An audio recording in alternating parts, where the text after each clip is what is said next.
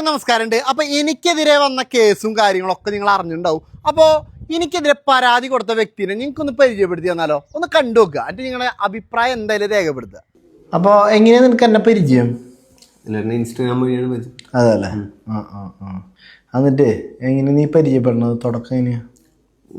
Cyber security ചെയ്യുന്ന ആളാണ്. ഇൻസ്റ്റാഗ്രാമിന് എപ്പോഴെങ്കിലും എന്തെങ്കിലും പ്രശ്നം വന്നു കഴിഞ്ഞാൽ എന്നെ കോൺടാക്ട് ചെയ്യണം, ഞാൻ ചെയ്യുന്നതാണ്. ശരി. എവിടെ നിന്റെ വീട്? ഇടുക്കിയിലാണ്. ഓക്കെ. വീട്ടിലാരൊക്കെ ഉണ്ട്? അച്ഛനമ്മ ചേച്ചി. വീട്ടും പേര് എന്താ? പാത്തോട്ടത്തിൽ. ഇടുക്കിയിൽ എവിടെയായിട്ടാ? ചെറുതോണി. ഓക്കെ. അതിന് ശേഷം നീ ചെയ്ത പരിപാടികൾ എന്തൊക്കെയാ ഒന്ന് പറഞ്ഞ?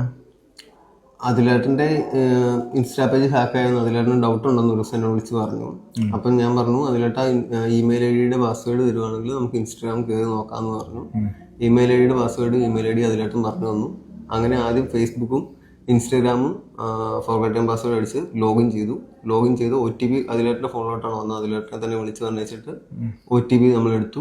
OTP എടുത്തിട്ട് പാസ്വേഡ് റീചേഞ്ച് ചെയ്തിട്ട് അതിലേട്ട് തന്നെ വന്നു. അപ്പോൾ എൻ്റെ ഫോണിൽ ഓൾറെഡി ആക്റ്റീവ് തന്നെ ആയിട്ടിരുന്നു. അതിലേട്ടൻ ഒരു വിശ്വസനീയം വരാൻ വേണ്ടിയിട്ട് വീണ്ടും അതിലേട്ടൻ ഇൻസ്റ്റാഗ്രാമിൻ്റെ ഒരു പാസ്വേഡ് ചേഞ്ച് ചെയ്ത് വെച്ചിട്ട് വീഡിയോസ് കാര്യങ്ങളെല്ലാം അർച്ചീവ് ചെയ്തു. അത് കഴിഞ്ഞിട്ട് വീണ്ടും റീഅർച്ചീവ് ചെയ്തിട്ട് അതിലേട്ടൻ തന്നെ വീണ്ടും തിരിച്ചു വന്നു.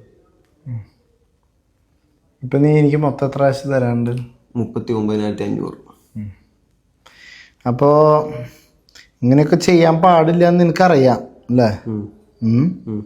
പിന്നെ എന്തിനാ അങ്ങനെ ചെയ്തപ്പോൾ? പറ്റിപ്പോയതിലേട്ടാ. നമ്മൾ പൊട്ടനാന്ന് വിചാരിച്ചിട്ടുണ്ടാവില്ല നീ? നമ്മ അങ്ങനെ പൊട്ടനാണോ ഇപ്പം? എന്നിട്ട് നിനക്ക് തോന്നുന്നു അല്ല, പൊട്ടനല്ലാന്ന് നിനക്ക് മനസ്സിലായില്ലേ?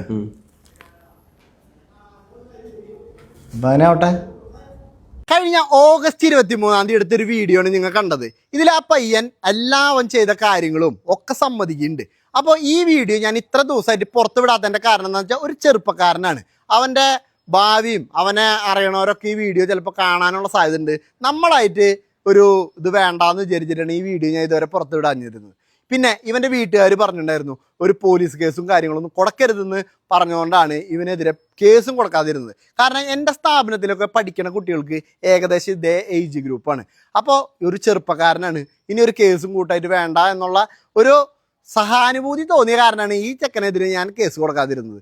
ഇനി നമ്മുടെ പഞ്ചായത്തിലെ ചില ആളുകൾ, പേരെടുത്ത് ഞാൻ പറയാൻ ഉദ്ദേശിക്കുന്നില്ല, അവരും ഈ പയ്യനൊക്കെ ചേർന്ന് എനിക്കെതിരെ വാദി പ്രതിയാവണ പോലെയാണ് എനിക്കെതിരെ ഈ കേസ് തിരിച്ചടിച്ചേക്കാണ്. ഞാൻ അവന് കൊട്ടേഷൻ കൊടുത്തു, അന്ന പോലെ ചെയ്തു, അവനെ തല്ലി കൊന്നു, കൊന്നില്ല, അവനെ തല്ലി, ഈ പറഞ്ഞ കാര്യങ്ങളൊക്കെ പറഞ്ഞിട്ടാണ് എനിക്കെതിരെ കേസ് കൊടുത്തേക്കണ്. അപ്പോൾ എൻ്റെ വായ മൂടി കിട്ടുക എന്നുള്ള ഒരു ഒറ്റ ഉദ്ദേശത്തിലാണ് ഈ കഥ ഇവരും മെനയണത്. അപ്പോൾ ഞാൻ എൻ്റെ വോയിസൊക്കെ പുറത്തു വിട്ടിട്ടുണ്ട്. ഞാൻ ഈ കേസ് പിൻവലിക്കാൻ പറയുന്നത് ഞാൻ പറഞ്ഞിട്ടുണ്ട്. കാരണം എന്താണെന്ന് വെച്ചാൽ, ഞാൻ ഇവനെതിരെ കൊടുക്കേണ്ട കേസാണ് ഇവ എനിക്കെതിരെ തരുന്നത്. ഈ വ്യക്തി എനിക്കെതിരെ ഈ സ്റ്റേഷനിൽ മാത്രമല്ല പല ആളുകൾക്കെതിരെ സമാനമായ കേസുകൾ പല സ്റ്റേഷനിലുണ്ട്. അതിൻ്റെയൊക്കെ കുറച്ച് FIRൻ്റെ പകർപ്പൊക്കെ നമുക്ക് കിട്ടിയിട്ടുണ്ട്. ഞാൻ ഇവന് നിർബന്ധിച്ച് പൈസ കൊടുത്തു നിർബന്ധിച്ച് ഞാൻ പൈസ കൊടുത്തു എന്നാണ് ഇവർ പറയുന്നത് പരാതിയിലൊക്കെ. അപ്പോൾ ഇവൻ എൻ്റെ അടുത്ത് ചേട്ടാ കാശ് തരുമോ എന്ന് ചോദിച്ച് എനിക്ക് മെസ്സേജ് അയക്കണ സ്ക്രീൻഷോട്ട് ഞാൻ കാണിച്ചു തരാം. ഇതൊക്കെ കഴിഞ്ഞ് കേസ് പിൻവലിക്കാനായിട്ട് ഇവൻ ചോദിച്ച പൈസ എന്ന് പറഞ്ഞിട്ട് 3 ലക്ഷം രൂപ തന്നാൽ എനിക്കെതിരെയുള്ള കേസ് ഇവൻ പിൻവലിക്കാമെന്നാണ് പറയുന്നത്. ഞാൻ പറഞ്ഞു 3 ലക്ഷമല്ല, 3 രൂപ പോലും ഇവന് ഞാൻ കൊടുക്കാൻ ഉദ്ദേശിക്കുന്നില്ല. എൻ്റെ ഭാര്യയ്ക്ക് വരെ മെസ്സേജ് അയച്ചിട്ടുണ്ടായിരുന്നു. നമ്മളത് സ്റ്റേഷനിൽ കേസും കൊടുത്തിട്ടുണ്ട്. അപ്പോൾ എന്താണെന്ന് വെച്ചാൽ, ഒരു ചെറുപ്പക്കാർക്ക് ഇവിടെ ജോലി ഇല്ലാത്തതിൻ്റെ പ്രശ്നമാണ് ഇവർ ഈ തട്ടിപ്പും ഈ വക ഉഡായിപ്പ് പരിപാടികളായിട്ട് വരുന്നത്. അപ്പോൾ മര്യാദയ്ക്ക് പണിയെടുത്ത് ജീവിക്കും സുഹൃത്തെ. ഇവിടെ ഞാൻ കുറച്ച് കാര്യങ്ങളൊക്കെ ഉന്നയിച്ചപ്പോൾ എൻ്റെ വായ മൂടി കെട്ടാനായിട്ട് കളിച്ചേക്കണ ലോക്കൽ കളിയാണ്. അത് ആരെ കളിച്ചേക്കണമെന്നൊന്നും ഞാൻ പറയുന്നില്ല. എന്തായാലും ഞാൻ തുടരും, എൻ്റെ പ്രതികരണങ്ങളും തുടരും. ഞാൻ ശക്തമായി തന്നെ മുന്നോട്ട് പോകാനാണ് തീരുമാനിച്ചത്. അപ്പോൾ എല്ലാവർക്കും ബൈ.